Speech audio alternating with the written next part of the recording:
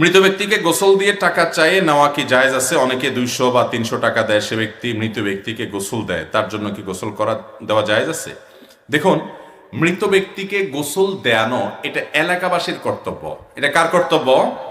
এলাকাবাসীর কর্তব্য। এলাকাবাসী যদি কোনো লোককে নিয়োগ দেয় যে আমাদের সবার তরফ থেকে তুমি এটা করে দিবা, তোমাকে পারিশ্রমিক দিলাম, সেটা জায়েজ হতে পারে।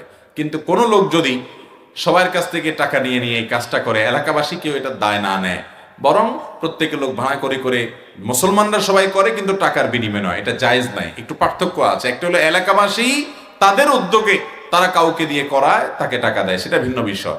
কিন্তু যদি এটার জন্য লোক নিজে এটাকে পেশা হিসেবে নিয়ে উনি এটা করেন, এটা নিয়ে পারিশ্রমিক দিয়ে যিনি মারা গেছেন তার ওয়ারিসদের কাছ থেকে পারিশ্রমিক নিয়ে তিনি সে পরিশ্রম করেন, তাহলে এটা জায়েজ হয় না। কারণ এটা ফরজে কিফায়া, সবার উপরে কর্তব্য, অথচ সে কর্তব্য পালন করলো না, টাকা দিয়ে মৃত ব্যক্তির ওয়ারিসরা সেই সার্ভিসটা নিতে হলো, এটা জায়েজ হয় না।